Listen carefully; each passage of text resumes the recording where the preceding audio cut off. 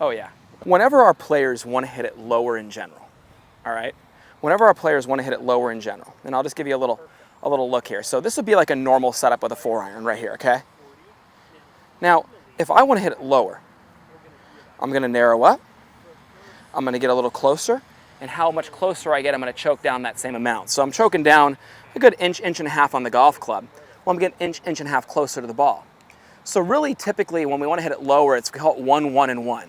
1 inch narrower, 1 inch closer, 1 inch down on the club, and that with the same swing will already flight the golf ball down. But when you want to hit the stinger, okay, now I'm not a big fan of moving the ball back in my stance, because when you move the ball back in your stance, you're changing the angles. You're now going to be much more inside out.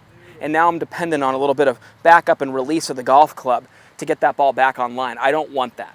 So what I'll do when I hit a stinger, I get very narrow. You know, I get a lot narrower than I would for my full 4-iron. I'm really choking up on that golf club. Do you see that? And here's the thing. Much like I'm hitting a wedge, I'm trying to feel a lot more of that, you know, firm impact position where I'm hitting the little 3/4 knockdown shot. So here's the stinger look from the face-on view, and watch. It's going to be a much more of like a little wedge swing punch shot. Okay, and that thing's screaming off the face right there. Didn't get higher than 6 feet, 7 feet off the ground. Okay, but if you look at where I set up normally, and I'll go more down the line here, Kev. Yeah. Here's the normal setup right here. You know, normal 4-iron. Okay, a little wider. Okay. You can see that ball flight, that was hit real nice. And that's just, you know, the typical height of a 4-iron. My 4-iron flies about close to 220, about 215.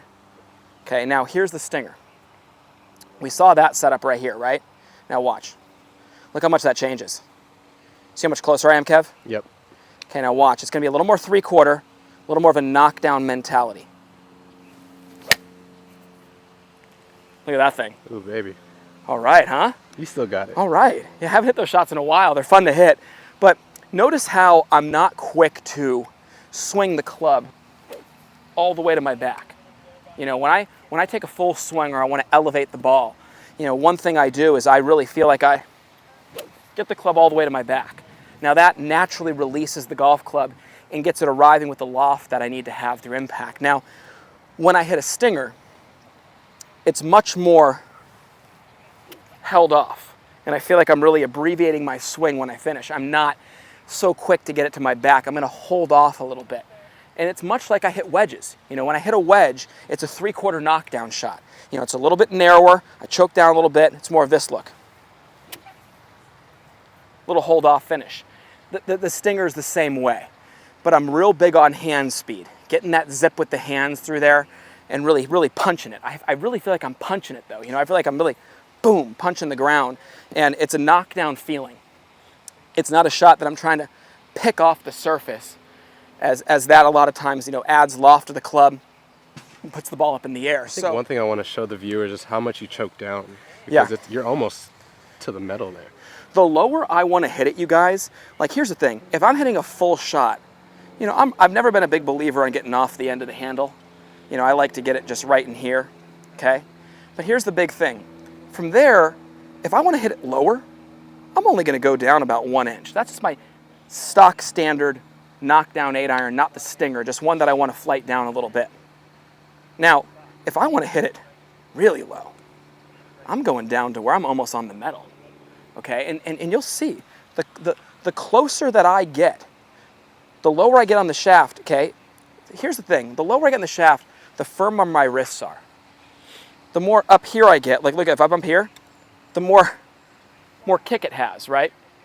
It's like Giancarlo Stanton in baseball. He puts that thing like right there. Yeah. And that thing just has, you know, just that ton of whip right there, okay? That's not what I'm trying to create on this shot. I want to be choking up on the bat, and I want to really be firm and hitting that single line drive right up the middle, you know? And that's what I could relate that to. But here's the thing. When I get closer, you guys, I'm getting more on top of it. That hits it lower. When I choke down, the wrists get firmer. That hits it lower, okay? And when I narrow my stance, my swing becomes more V-shape and less U-shape. So if I get real wide, this hits it very high up in the air. If I hit real narrow, that hits it low, okay? So people equate the Stinger with a real hard shot. So then they get wide and try to do that. You're not gonna hit the Stinger successfully all the time with that stance. You know, getting narrower, choking down. I mean, here's really, like, I'll get down on the metal practically right here, Kev, and watch how low this comes off the face. Ooh, look at that one, bud. I miss hitting those shots. Those are so much fun. So good. So, you know, once again, if this is my stance with my normal 4-iron right here, okay, this would be my Stinger. You see that? Now, what's cool is, into the wind, that Stinger is going a lot farther than my full one. Choking up, getting closer, one would think, well, are you going to knock off a bunch of distance? Well, hold on a second here. Where am I going to be hitting that shot? What circumstances am I going to hit that shot in? Well, you know, Kev, you would say that my first one probably flew, what, 210, 215, right in there? That was the full one. The second one probably flew 195, 200, but that thing's going to be on the ground for quite a while on any kind of decent fairways. Right. So, you know, if that was into the wind, that trajectory would probably fly farther than my high one. But let me tell you this, if I put them both out there with equal conditions, right, depending upon the firmness of the fairways, you would see that that Stinger might actually get past my full one, because the full one's going to land, boom, maybe run 5 feet. That Stinger is getting on the ground. That thing's probably moving 30, 40 yards after it lands. Yeah. So I think that's important to understand. Narrow par 4s where it's shorter and I don't need to hit driver off the tee, that's a good shot to hit. You know, if I'm into the wind, I'm playing in Scotland and Ireland. I had a chance to play a Junior Ryder Cup in Ireland. That Stinger was a shot that I hit a lot. As a junior golfer, my dad had me develop that shot, a little knockdown 4-iron. It was my second shot on par 5s. You know, we found I got in more trouble going for par 5s and 2 and being indecisive on what to do, leaving myself awkward yardages in bunkers, you know, 40 yards in front of the green, all the things you don't want to do. He had me hit a driver, and I had a little knockdown 5-iron, knockdown 4-iron that I typically would hit to put myself in there at about 100 to 85 yards out for a wedge shot into the green. That was the time I hit the Stinger. Now, why would I not just hit a regular shot? Well, the Stinger, it stays low, and it's not going to be hit by the conditions, by the wind, by the rain, whatever I have out there. So, you know, once again, you know, really getting closer. You know, I like choking down first. I like taking the grip first. And then once you take the grip and have the hands on the right spot, you're going to get the right distance from it. But, you know, Kev, come around the front and look how narrow I am here. I think it's important. Look how narrow I am. I have my hip bump I always talk about. And there I am. So from here, I mean, look at that, right? Nice. I mean, those are just great right there. And, you know, you can see I'm holding off that finish. That ball leaves the face really quick. Yeah, it's probably flying like 195, but it's on the ground for another 30 yards after that. You know, and that's what's great about that, though. I feel like I have great control of the club face because my body and hands are working together, more of a 3/4 swing, and I can either hold on a little bit and hit a little cut with that, or hit the little draw when I really want to rip one, and I got a little more open fairway, but I want to get it running underneath the wind. I'll hit this little draw right here. So watch this one right here. This is just me just feeling the knuckles down as I turn back through, and here we go. See that one? That comes off really low, and that thing is going to run. I mean, that could be on the ground for 50 yards right there, right? Yeah, it's chasing all the way up through.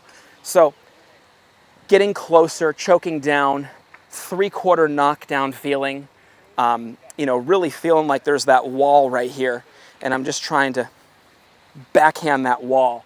You know, I don't want the club swinging through freely and releasing it like I would with the full swing. That last one I just hit didn't get more than, and honestly, Kev, if it wasn't for the fact the range dropped off, that thing was less than 6 feet high in the air. Yeah. That thing was like 3 feet off the ground, 4 feet off the ground. Yeah. Now, that was done without moving the ball back, you guys.